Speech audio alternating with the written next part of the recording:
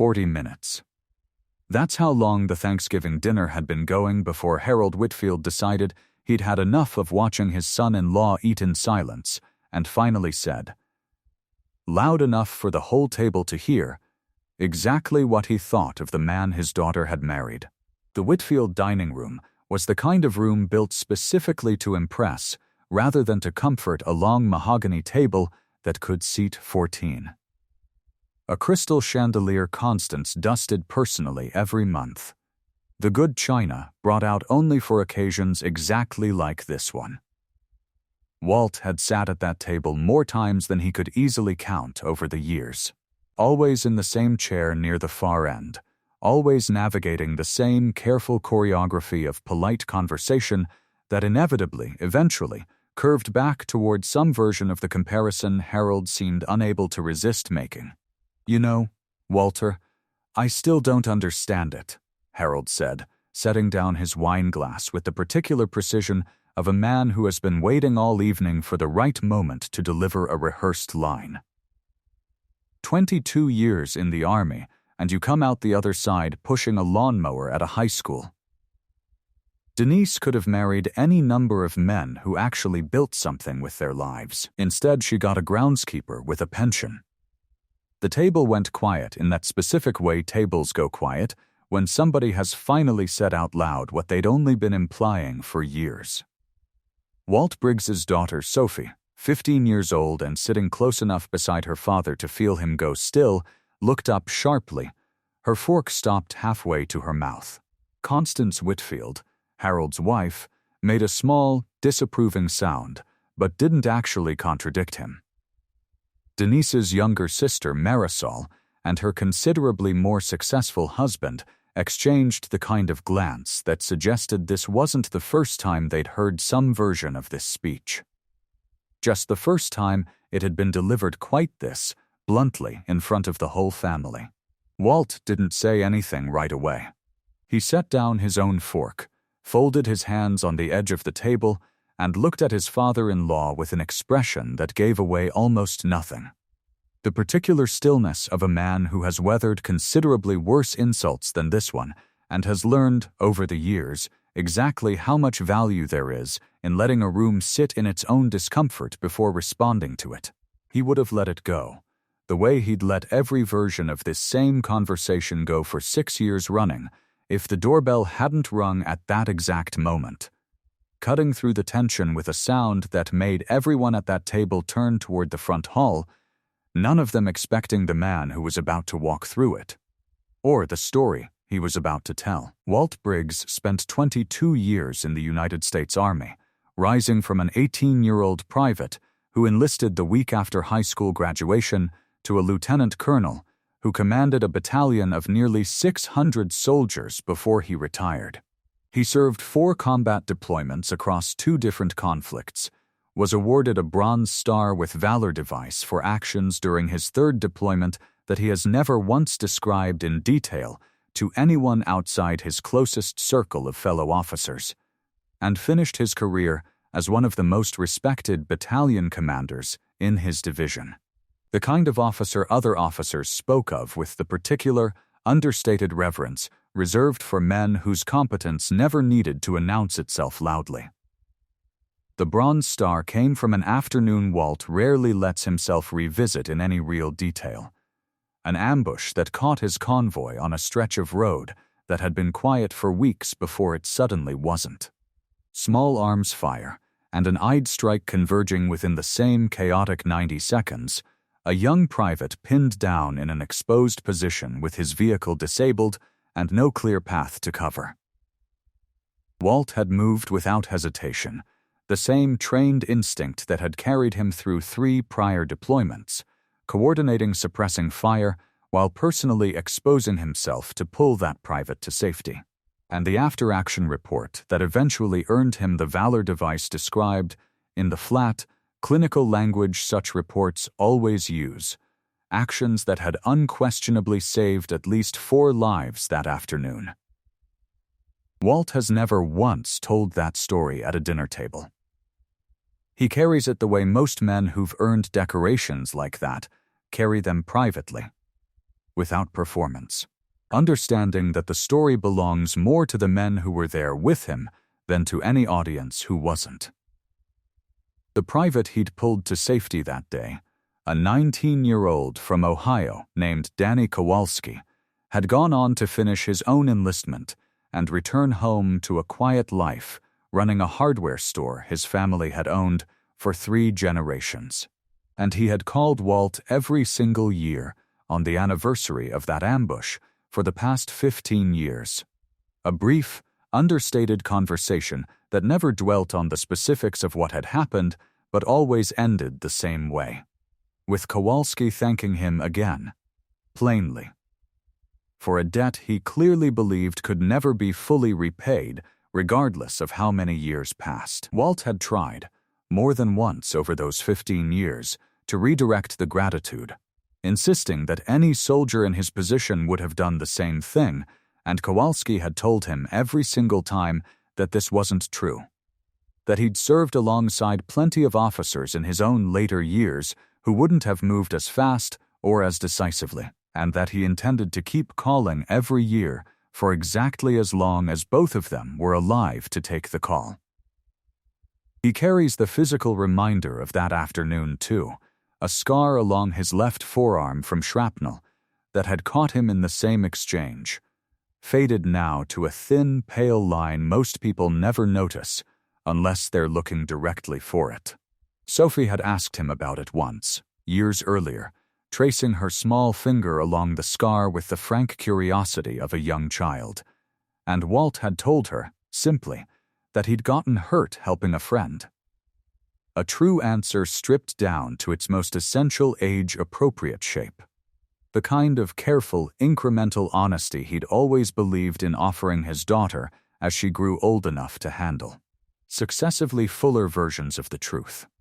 None of that meant anything to Harold Whitfield, who had spent the better part of 2 decades treating his son-in-law's military career the way he might treat a hobby that had simply run a bit long, respectable enough in theory, he supposed, but never quite equivalent, in his mind, to the kind of real career his own son had built as a partner at a downtown law firm, or the kind of life Marisol's husband had built running a successful commercial real estate firm. Harold was a retired bank executive himself, a man who measured worth almost exclusively in terms of income brackets and job titles, and Walt's military service had simply never registered on the scale that mattered most to him. It had gotten worse, not better, in the 6 years since Walt's wife Denise had died. She had been the buffer, in her own quiet way, softening her father's sharper opinions before they ever fully reached Walt, redirecting conversations at family gatherings before they could curdle into something uglier, defending her husband's choices with a fierce, unwavering loyalty that had, more than once, ended in genuine arguments with her own father over exactly this subject. Denise had died of ovarian cancer 4 years after Walt's retirement. A fast, brutal illness that took 8 months from diagnosis to funeral, and in the years since, with no one left at the table to soften Harold's opinions before they landed, Walt had absorbed the full, unfiltered weight of his father-in-law's disappointment almost every time the extended family gathered. Those 8 months had been, without question, the hardest stretch of Walt's life. Harder in their own particular way than anything 4 combat deployments had ever asked of him. He had learned, across 22 years of service, how to compartmentalize danger, how to function with clear-headed competence in the middle of genuine chaos, and none of that training had prepared him for the specific, grinding helplessness of watching the woman he loved most disappear by degrees, unable to fix a single piece of it, no matter how much discipline or competence he brought to the effort. He had taken a leave of absence from his post-retirement job search entirely during those months, sitting with Denise through every appointment, every hard conversation, every night when the pain medication wasn't quite enough, and Sophie, 11 years old at the time, had watched her father hold their small family together with a steadiness she wouldn't fully appreciate until she was considerably older. Walt and Denise had met at a mutual friend's wedding when Walt was a young captain, still a decade away from battalion command. And Denise had approached him first, entirely unbothered by his uniform or his rank, in a way that had immediately set her apart from the handful of other women who'd shown polite interest at similar gatherings over the years. She had asked him, within the first 10 minutes of conversation, whether he actually liked the army or whether he was simply good at it.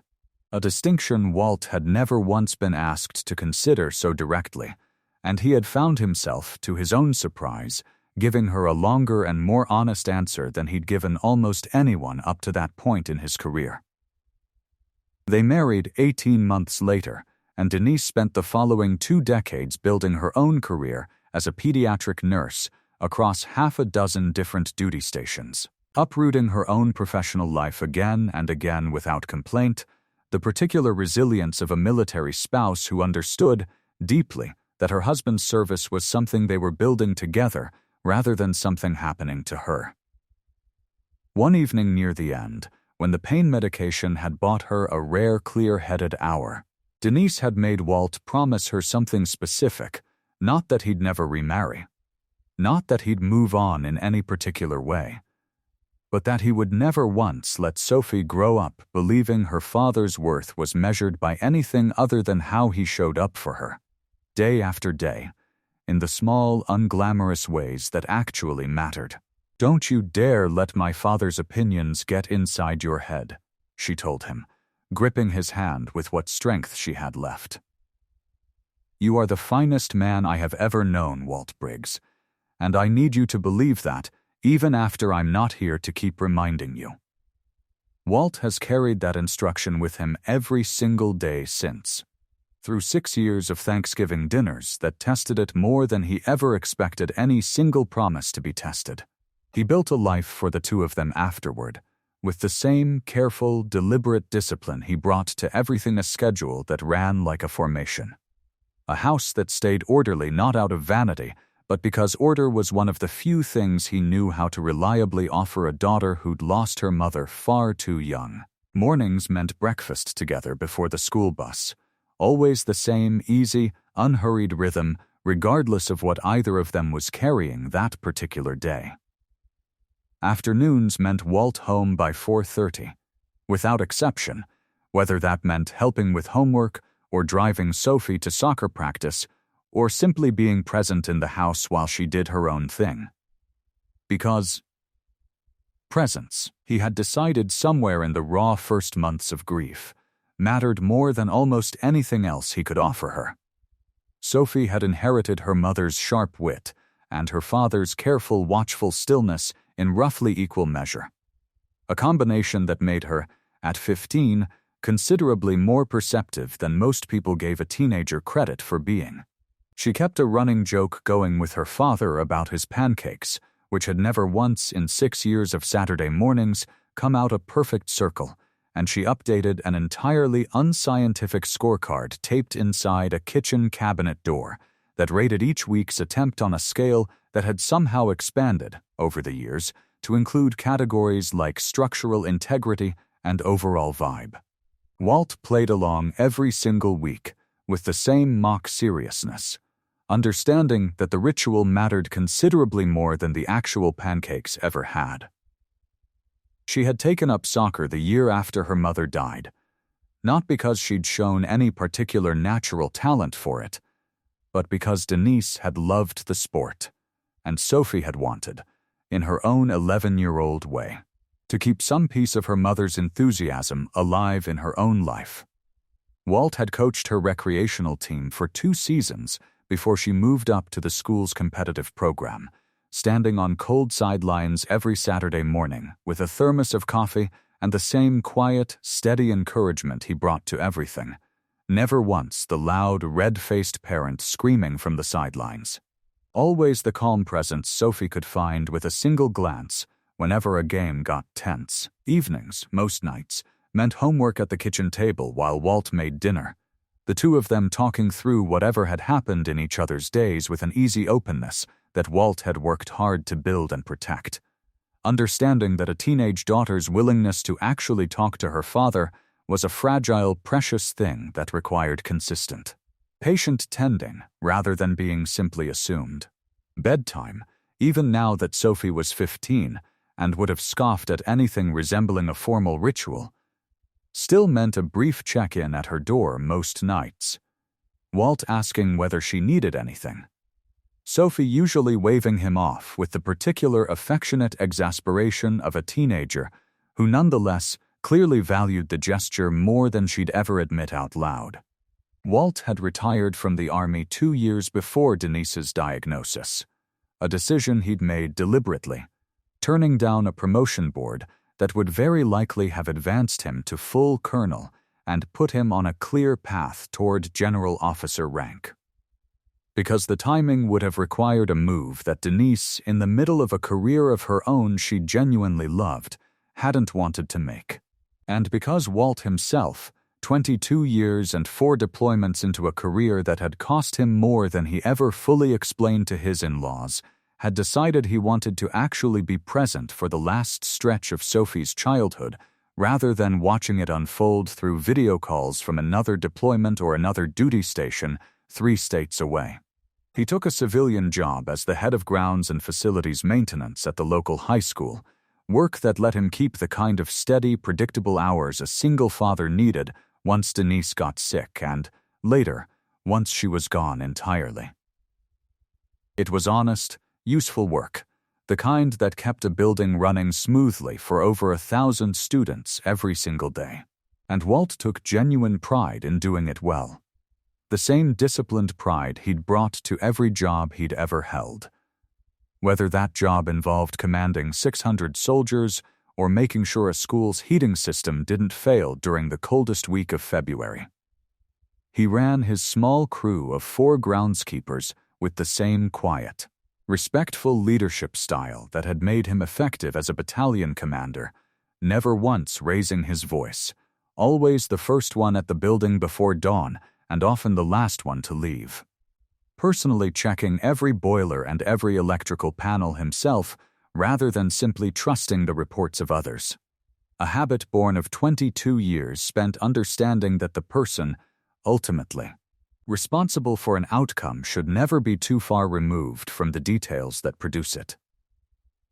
The school's principal, a woman named Dr. Alvarez, who had worked with 3 different facilities managers before Walt arrived, told him once in his 2nd year on the job that the building had never run this smoothly, that teachers had stopped complaining about broken thermostats and jammed doors, that something about his presence had simply made the whole physical plant of the school feel more cared for than it ever had before.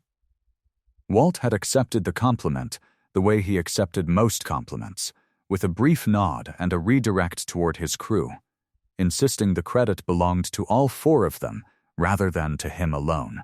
Harold Whitfield had never once, in 6 years, asked Walt a single real question about his military service, not about the Bronze Star, which Harold likely didn't even know existed. Not about the battalion he'd commanded. Not about the promotion he'd turned down to stay closer to his dying wife and his young daughter. Harold had simply decided, the way certain men decide things without ever bothering to examine them closely, that a groundskeeper's uniform was a groundskeeper's uniform regardless of what had come before it, and that his daughter had settled for less than she deserved. Harold had built his own identity, across 35 years, at the same regional bank, entirely around the specific hierarchy of titles and salaries that had defined his professional world, climbing from teller to branch manager to regional vice president through decades of careful, ambitious maneuvering. And he had come, somewhere along that climb, to genuinely believe that the hierarchy he'd spent his career mastering was the only hierarchy that mattered anywhere in life. His own son, Denise's older brother, had gone into corporate law specifically, Walt had always privately suspected, because Harold had made abundantly clear from an early age exactly what kind of career would earn his approval. Denise had been the one child who'd never quite fit that mold, marrying a soldier instead of a banker or a lawyer. and Harold had spent years treating that choice as evidence of some deficiency in his daughter's judgment rather than evidence of anything admirable in the man she'd actually chosen. Harold's own father, Sophie's great-grandfather, had been a considerably harder man than Harold himself, a factory foreman who had measured his own son's worth almost entirely through a narrow lens of financial achievement, rarely offering praise even when Harold's early banking career had shown genuine promise, always finding some new benchmark just out of reach to withhold his approval behind.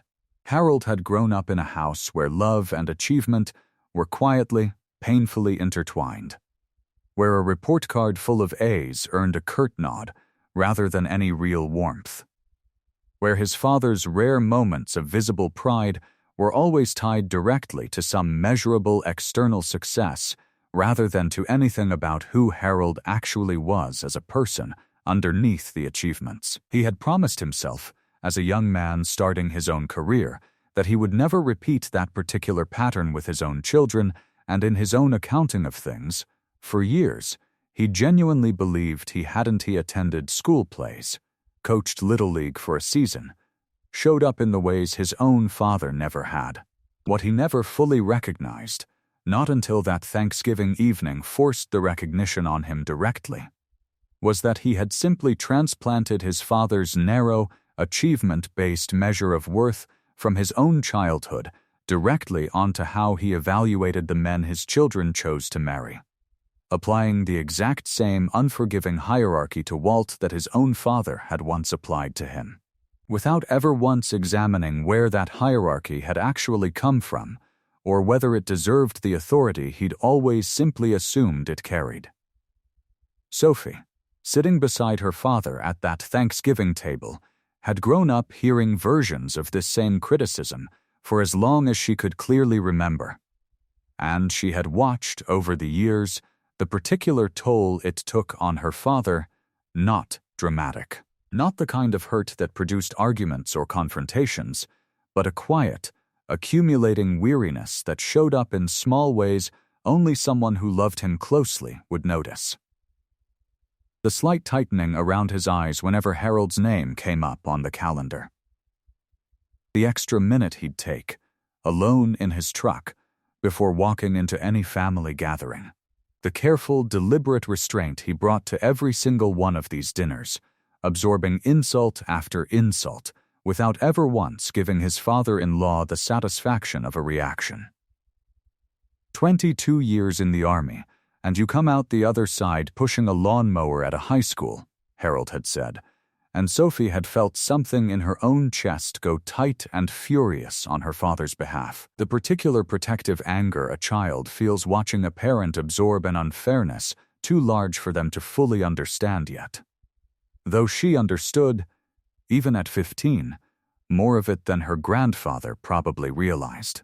What Harold Whitfield did not know, what almost nobody at that Thanksgiving table fully understood, because Walt had never once been the kind of man to announce his own accomplishments, was that his son-in-law's former commanding officer, now a 2-star major general named Raymond Tate, happened to be in town that particular week for a regional veterans outreach event, and had reached out to Walt 2 days earlier, asking whether he might stop by, briefly, to see how retirement was treating one of the finest battalion commanders he'd ever had the privilege of leading alongside. Walt had mentioned it to Sophie in passing, the way he mentioned most things about his old career, briefly and without much elaboration, standing at the kitchen counter chopping vegetables for dinner while he told her, almost as an afterthought, that his old brigade commander was going to be in town that week and had asked to stop by sometime. Sophie, sitting at the table with her homework spread out in front of her, had gone very still for a moment, turning the information over with the particular calculating focus she usually reserved for tactical decisions in her soccer games. "When exactly is he coming?" she asked, with a carefully casual tone that, had Walt been paying closer attention, might have tipped him off to the fact that his daughter was already 3 steps ahead of him. "Sometime that week," he said. "I told him whenever worked for his schedule." "What if he came Thursday? For Thanksgiving?" Walt had paused at that, considering it. "I don't know, Soph. Grandpa Harold's dinner is usually pretty formal. Might be a strange time to have a guest drop by." "I think it would be nice," Sophie said, with a deliberate lightness that, again, should probably have raised a flag if Walt hadn't been so genuinely unsuspecting of his own daughter's motives. "You never get to see your old army friends. It might be good for you." Walt had agreed, genuinely touched by what he assumed was simple thoughtfulness on his daughter's part, and it wasn't until weeks later, after the dinner itself, that he fully understood exactly how deliberately his 15-year-old had engineered the timing. A realization that left him equal parts proud and slightly unnerved by exactly how capable his daughter apparently was of quiet, long-term strategy. Sophie, 15 years old and considerably more strategic than her father gave her credit for, had quietly suggested that General Tate come by during the Thanksgiving gathering itself, rather than some other evening, a suggestion Walt had agreed to without fully understanding, at the time, exactly what his daughter was hoping might happen as a result. The doorbell rang at 40 minutes past the start of dinner, cutting through the particular, ugly silence Harold's comment had left hanging over the table, and Sophie was on her feet before anyone else had fully processed the sound, moving toward the front hall with the quick, purposeful stride of someone who had been waiting for exactly this moment. General Raymond Tate had known Walt for nearly 15 years by that point.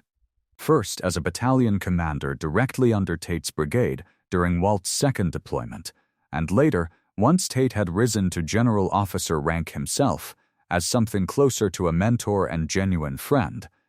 The particular relationship that sometimes develops between an officer and the soldier he watched grow into real leadership under his own command. Tate had written the recommendation that helped secure Walt's promotion to lieutenant colonel, had been the one who'd first identified him as battalion command material years before Walt himself fully believed it, and had stayed in occasional contact in the years since Walt's retirement, the kind of steady, low-maintenance friendship that doesn't require constant contact to remain genuinely valued by both parties. Tate remembered clearly the exact moment he'd first recognized something exceptional in the young captain under his command, a routine after-action briefing following a difficult training exercise where every other officer in the room had spent their allotted time defending their own decisions and deflecting blame for what had gone wrong. And Walt, alone among them, had stood up and taken direct, specific responsibility for a logistical failure that had technically originated 2 levels above his own authority, understanding that his soldiers had suffered the consequences regardless of whose paperwork had actually caused the problem.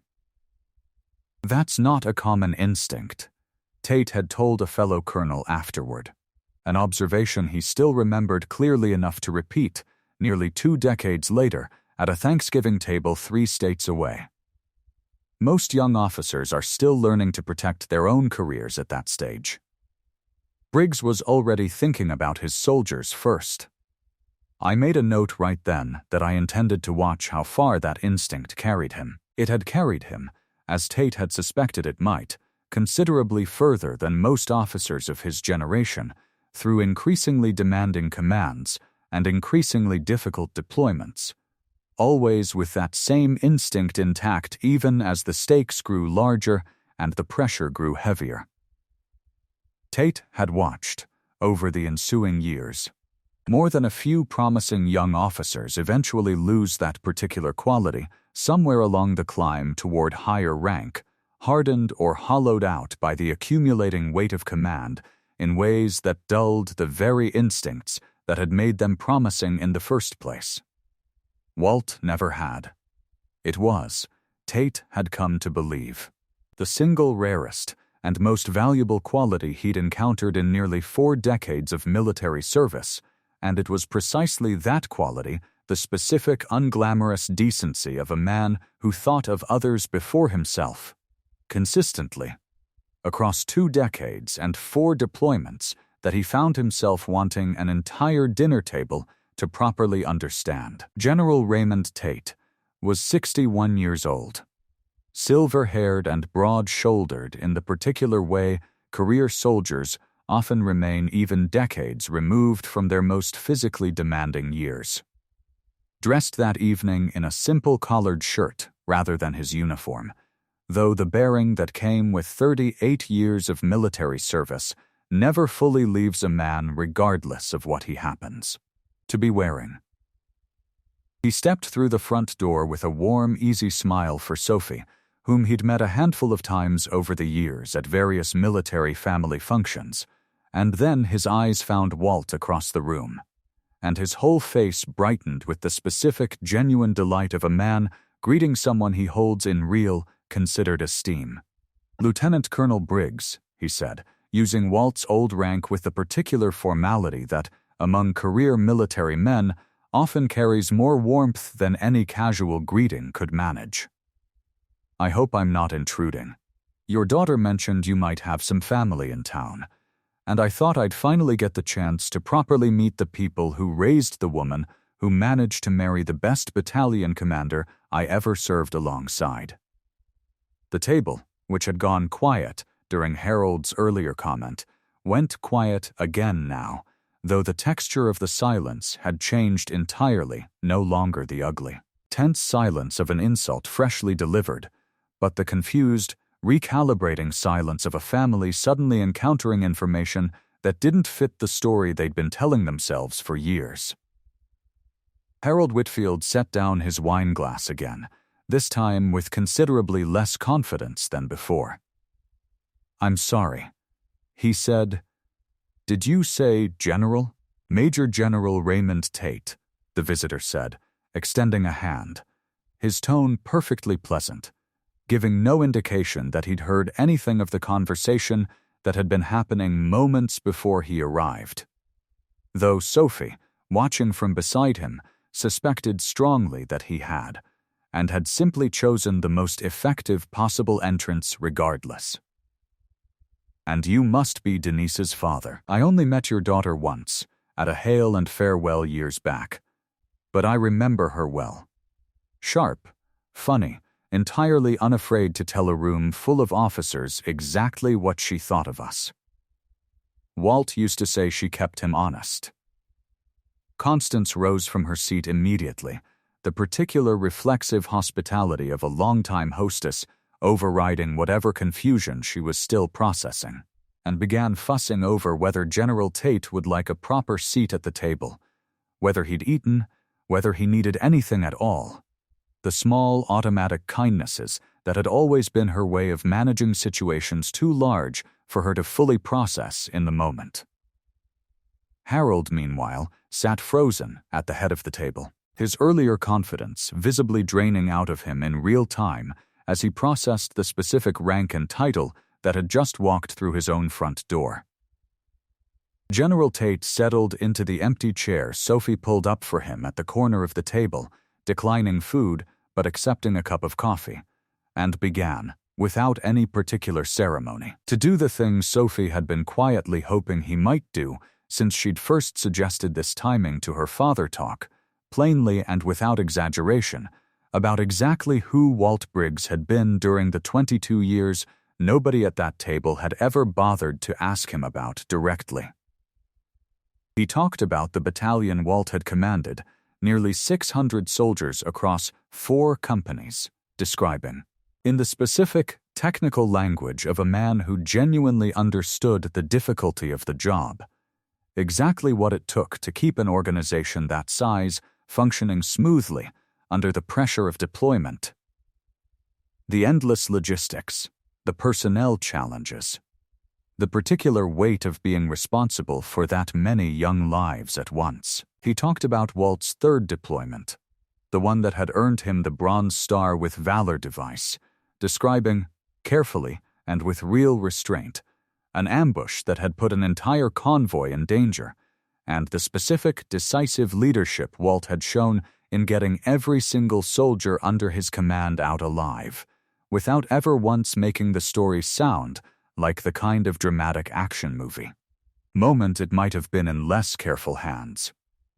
"There's a particular kind of officer," General Tate continued, addressing the whole table now rather than just Harold, who leads by making sure everybody in the room knows exactly how important he is. Walt was never that kind of officer. I used to watch him walk through the motor pool at 5 in the morning, and every single soldier he passed. He knew their name, knew something real about their family, knew what was actually going on in their lives beyond the uniform. That's not a skill you teach in a classroom. That's just who a man is, underneath everything else. I promoted plenty of officers over the years who were technically brilliant and forgettable as leaders. Walt was the rare kind who was both. He paused, considering something, and then continued, his voice softening slightly. There was a young specialist in Walt's battalion, kid named Torres, going through a genuinely rough patch of divorce back home, financial trouble. The kind of accumulating stress that sometimes leads a young soldier toward decisions he can't take back. Most commanders would have handled that through the proper channels, referred him to the chaplain, maybe flagged him for some additional oversight, and moved on with their day. Walt did all of that, but he also did something else. He personally checked in on that kid every single week for 4 straight months, not as an official duty, just because he'd noticed. And he cared enough to keep noticing even after the paperwork was filed and the official boxes were checked. Torres finished that deployment, got through the divorce, re-enlisted twice more, and made it all the way to Sergeant First Class before he retired himself a few years back. He still writes to Walt every Christmas. I know because he mentioned it to me at a reunion 2 years ago, told me Walt Briggs was the reason he was still alive to be standing there at all. Walt shifted uncomfortably in his seat at that, the particular discomfort of a private man having his private acts of care narrated in front of an entire family, but he didn't interrupt or deflect, understanding, perhaps for the first time that evening, that some stories needed telling regardless of how uncomfortable they made the man at their center. Sophie sat very still through this whole account, watching her grandfather's face shift with each new detail, and found herself, for the first time in longer than she could remember, feeling something close to sympathy toward a man who had spent years making her father feel small, not because his behavior had been acceptable, but because she could see, plainly now, exactly how much he was about to have to reckon with. I've commanded a lot of officers in 38 years, General Tate said, near the end of it, looking directly at Harold Whitfield with the particular, unhurried authority of a man who has never once needed to raise his voice to be taken seriously. Most of them good. A handful genuinely exceptional. Walt belongs in that second category. And I don't say that lightly, and I don't say it to embarrass anybody at this table tonight.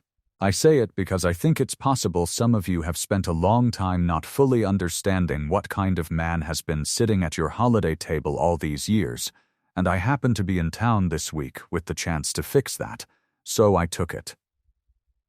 Harold Whitfield sat very still through the whole account, his face moving through several distinct stages of discomfort surprise. Then something closer to shame, then a visible, difficult swallowing of pride that Walt, watching from across the table, recognized immediately as the particular internal battle of a man realizing, all at once, exactly how wrong he'd been about something he'd been confidently wrong about for years. I didn't know any of that, Harold finally said, quiet in a way nobody at that table had ever heard him be quiet before. I knew he served. I never asked what that actually meant. Most people don't, General Tate said, not unkindly. It's not really their fault, most of the time. Men like Walt don't advertise it. That's usually part of what makes them good at the job in the first place. They're not doing it for the credit. Walt, throughout this entire exchange, had said almost nothing, sitting with the same still, controlled composure he'd maintained through Harold's insult 40 minutes earlier. though something in his posture had shifted slightly, a small, unguarded release of tension he hadn't fully realized he'd been carrying at that table for 6 straight years. He caught his daughter's eye across the table, and Sophie, grinning now in a way she hadn't allowed herself to grin all evening, gave him the smallest, most satisfied nod, the particular expression of a teenager who has successfully executed a plan she'd been quietly working on for longer than her father realized. Marisol and her husband, who had exchanged that knowing glance during Harold's original comment, now sat in a considerably more subdued silence of their own, each of them privately recalculating an entire family narrative they'd apparently absorbed, without ever questioning it directly. Marisol's husband, in particular, who had spent years making his own quiet comparisons between his commercial real estate success and what he'd assumed was Walt's comparatively modest post-military career, found himself unable to meet Walt's eyes for the rest of the meal. The specific discomfort of a man realizing he'd been quietly condescending toward someone who had, in fact, commanded 600 soldiers and earned a Bronze Star for saving 4 lives under fire. Marisol herself sat with a different, more complicated kind of discomfort, one rooted less in her own condescension and more in a guilt she'd been quietly carrying for years about her failure to defend her late sister's husband more forcefully at exactly these kinds of family gatherings. She had loved Denise fiercely, the particular closeness of sisters only 3 years apart who had shared a bedroom for most of their childhood and remained each other's closest confidantes well into adulthood, and she had watched, more than once, her father's casual cruelty toward Walt land in front of her, without ever once finding the courage to challenge it directly, telling herself, each time, that it wasn't really her place, that Denise would have handled it better herself if she were still alive to do so. She found herself, listening to General Tate's account, thinking about a conversation she'd had with Denise years earlier, not long before the diagnosis, when Denise had confided that she sometimes worried about how their father's attitude toward Walt might eventually wear on him if she weren't there to keep buffering it. "He's the steadiest man I've ever known," Denise had told her. "But even steady men have a breaking point if nobody ever tells them they matter." Marisol had promised, in that conversation, to keep an eye on things after Denise's treatment, a promise she now understood, sitting at that Thanksgiving table 6 years later, she had failed to properly keep. She found Walt in the kitchen later that evening, after most of the family had drifted into the living room, and apologized to him directly, her voice unsteady in a way that surprised them both. "I should have said something years ago," she told him. "Every single time Dad made one of those comments, I told myself it wasn't my place, and the truth is I just didn't want the confrontation. I'm sorry." Denise would have been furious with me for staying quiet this long. Walt had accepted the apology the same way he accepted most difficult things, without theatrics, telling her that he understood the particular difficulty of standing up to Harold, and that what mattered most now was simply moving forward differently. Constance Whitfield, who had made only that small, disapproving sound during Harold's original comment rather than actually contradicting her husband, reached over at one point during General Tate's account and took Walt's hand briefly across the table. A small, wordless gesture that said more than she'd ever managed to say directly in 6 years of watching her husband diminish their son-in-law at every family gathering. Dinner resumed eventually in a considerably different register than it had started in. Harold Whitfield, to his credit, spent the rest of the meal asking Walt real questions for what both of them would later realize was the first time in the entire 6 years since Denise had died about the deployments, about the battalion, about what exactly a groundskeeper's job actually involved and whether Walt found any real satisfaction in it, a question he asked this time without any of the earlier condescension, genuinely curious rather than performing judgment. Walt answered every question honestly, including the ones about his current job, explaining, calmly, that he'd chosen the flexibility of school maintenance work specifically so he could coach Sophie's soccer team, make every parent-teacher conference, and be reliably home by 4:30 every single afternoon during the years his daughter needed him most steadily present, a choice he had never once regretted, regardless of what it looked like from the outside to a man who measured worth in job titles rather than the specific unglamorous work of actually showing up. I turned down a promotion that would have made me a colonel, Walt told Harold plainly, near the end of the meal. Would have meant a move, more deployments probably, less time home. Denise and I talked about it for weeks. We decided together it wasn't worth what it would have cost Sophie, having a father who was mostly absent during the years that mattered most. I've never once regretted that choice, Harold, not for a single day, even on the days you made it clear you thought I'd settled for less than I should have. Sophie spoke up then, quietly but with a steadiness that surprised even her. I remember when you two were deciding, she said, looking at her father. I was 9. I didn't understand all of it then. But I remember you sitting with me on the back porch explaining that you had a choice to make, and that whatever you chose, it would be because of what was best for our family, not because of what looked most impressive to other people. She looked at her grandfather now. He chose us. Every single time, for 6 years, he's chosen us, even on the nights you made him feel like it wasn't enough. Harold didn't have much of an answer for that, not right away, sitting with the specific discomfort of a man confronting, all at once, both how wrong he'd been and how much of that wrongness he'd allowed his son-in-law to simply absorb, silently, across 6 long years of holiday dinners. I owe you an apology, he finally said, and it clearly cost him something to say it in front of the whole assembled family. More than one, probably, going back further than tonight.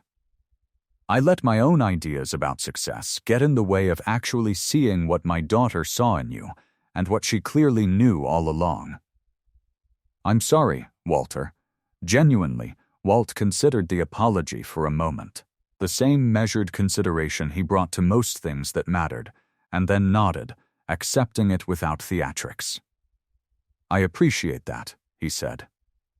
For what it's worth, Denise never once doubted her decision, not for a single day. I think some part of me always hoped you'd eventually catch up to where she already was.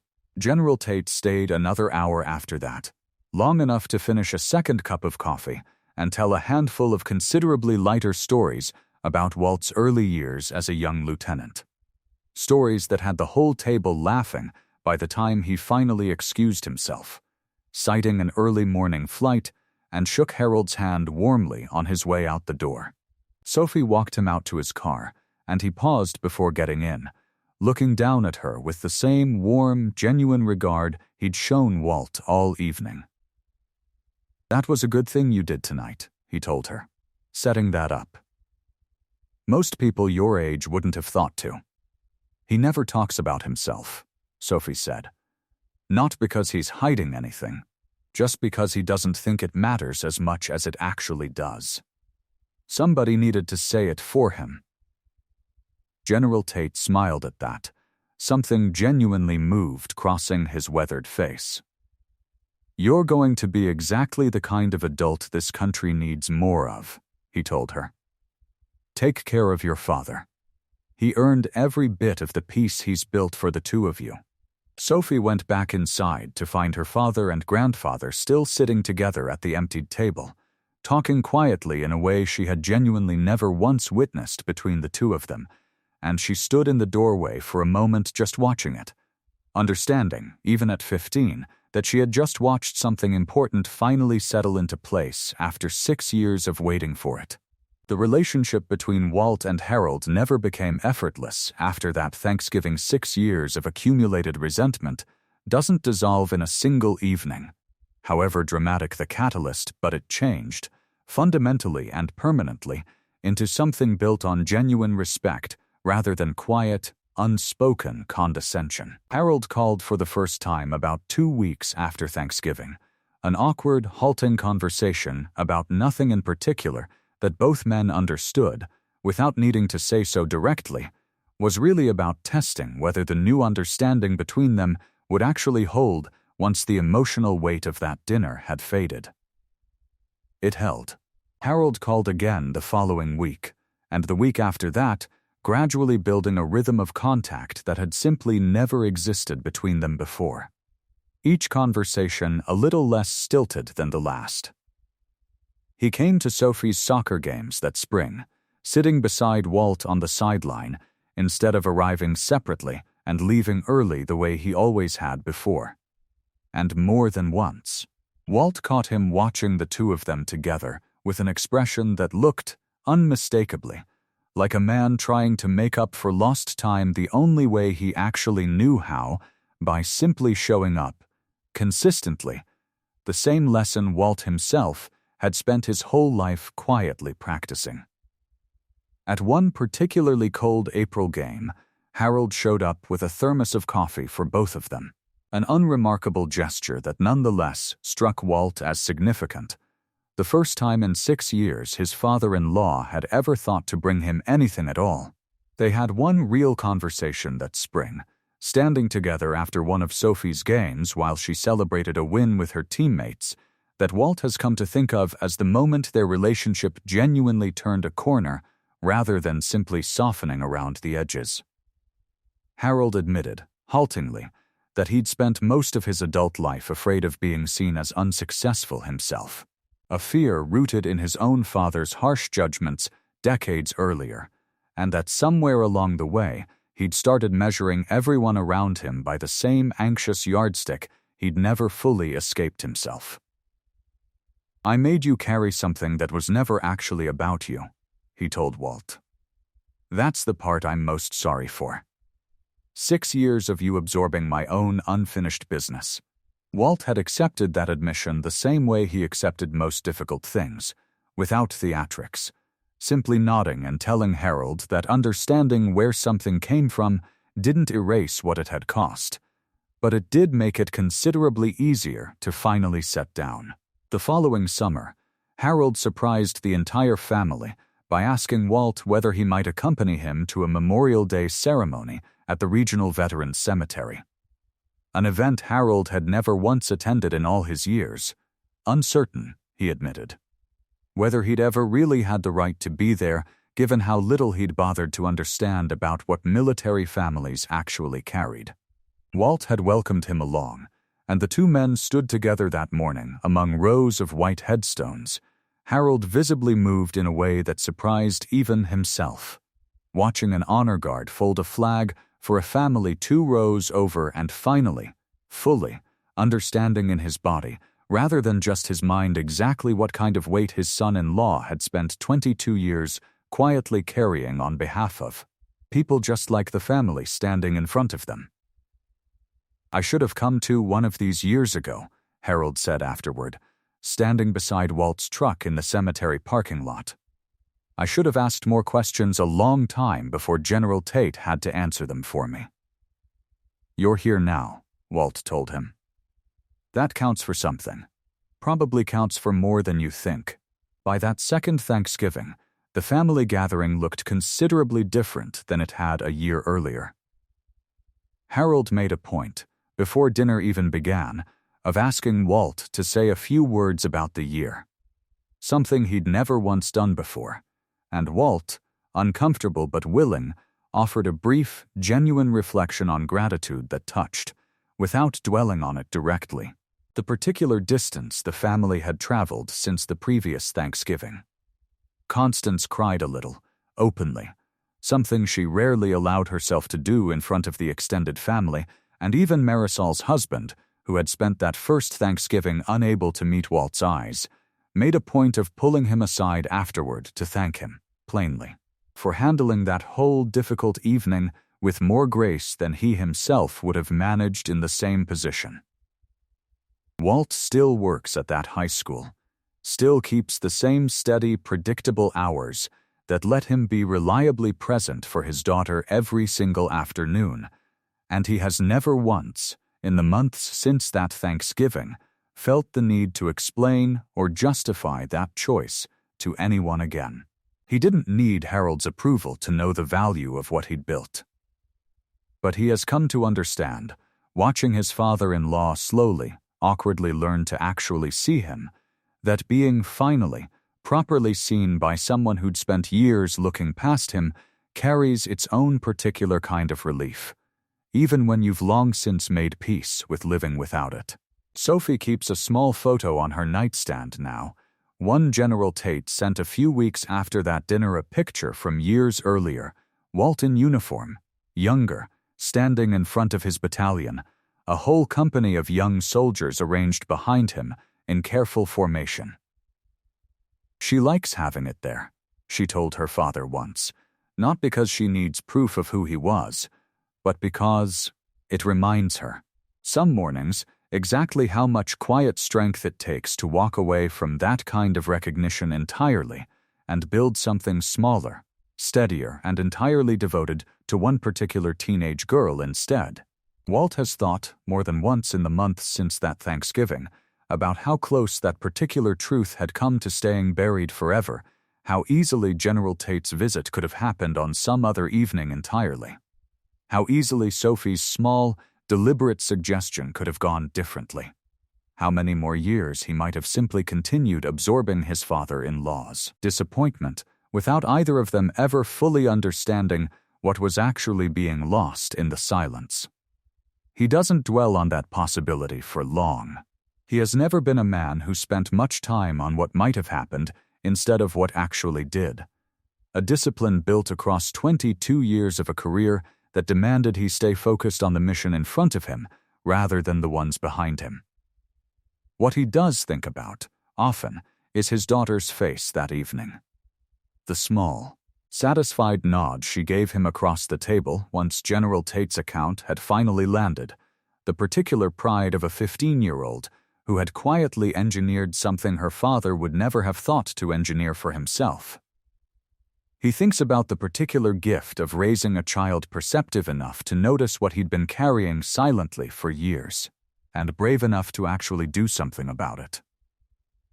Sophie, for her part, has carried something forward from that evening too, a lesson she has started, in her own quiet way, applying to how she moves through her own life. She has become, in the months since, considerably more willing to speak up when she notices an unfairness other people seem inclined to simply absorb quietly, whether that means defending a classmate being unfairly excluded or gently correcting a teacher who has misjudged a struggling student's effort rather than their circumstances.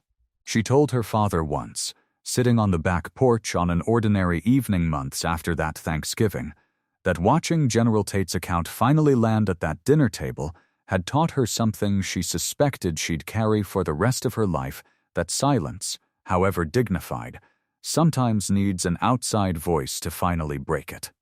And that being willing to be that voice for the people you love was one of the most important things a person could ever choose to do.